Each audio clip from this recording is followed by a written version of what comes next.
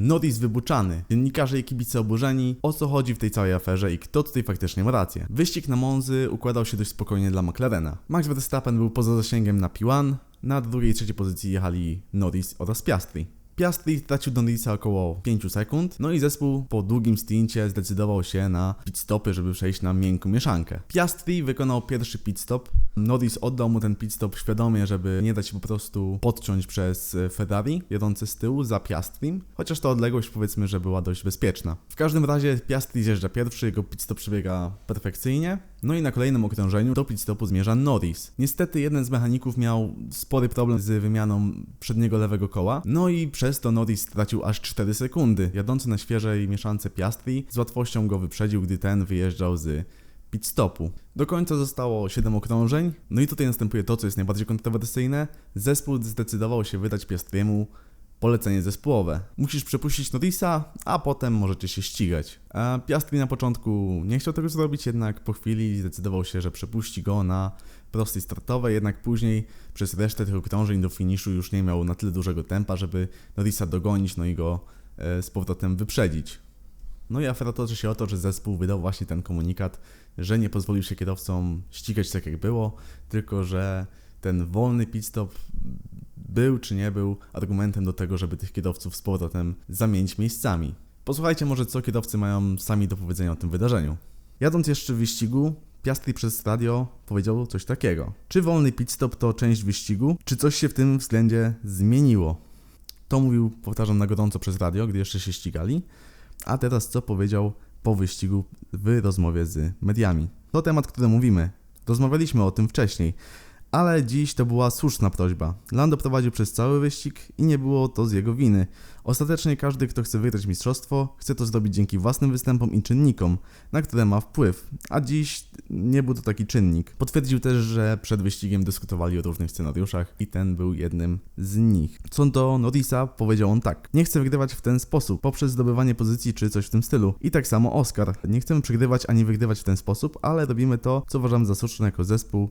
Niezależnie od opinii, trzymamy się tego. Dodał, że to najbardziej fair sposób.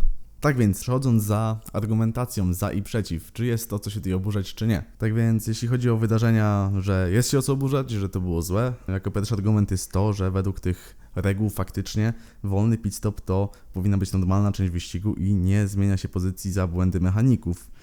No jeśli to naruszyło umowę, no to Piastri faktycznie ma prawo być zdenerwowany. Druga rzecz jest taka, że to się może tak naprawdę na McLarenie dość szybko zemścić. Toto Wolff w jednym z wywiadów powiedział, że jest to taki precedens.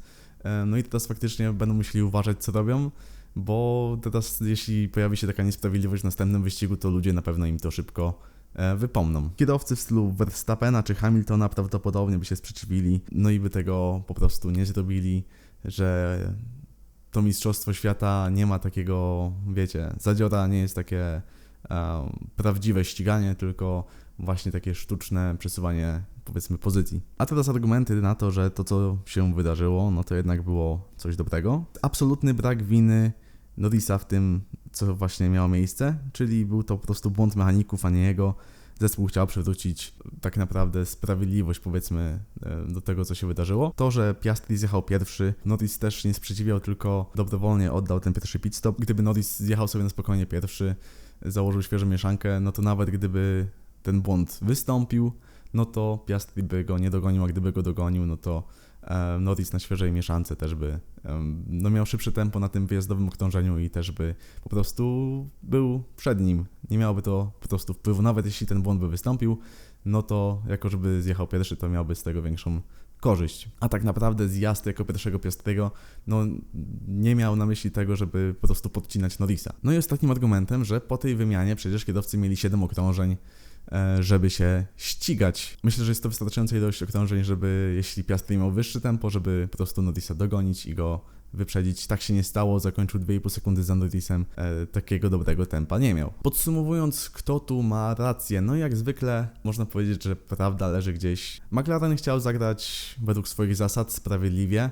chciał odkręcić to, co sam zepsuł, to, co zepsuł mechanik i chcą, żeby tytuł rozstrzygnął się na torze. Ale jeśli ich zasady mówią wyraźnie, że dowolny pit stop to nie jest przyczyna do tego, żeby kierowców odwracać, no to z kolei tu już się zaczynamy mieszać, prawda? No i należy patrzeć, że ta decyzja może na pewno w przyszłości do nich wrócić i dość mocno namieszać, wywołać jeszcze większe kontrowersje, jeśli w przyszłych wyścigach stanie się, powiedzmy, odwrotnie. Norris w tym wyścigu zasłużył na drugie miejsce swoim tempem, ale no tak jak mówi Toto Wolff, jest to dość niebezpieczny precedens i teraz kibice na pewno czujnie będą im patrzeć na ręce. Czy według Was McLaren postąpił słusznie, czy nie? Mam nadzieję, że rozjaśniłem Wam, o co w tej aferze całej chodziło, jakie są argumenty za, jakie przeciw. Dajcie znać w komentarzu, co Wy o tym myślicie, chętnie z Wami się włączę do dyskusji. No i do usłyszenia w kolejnych filmach.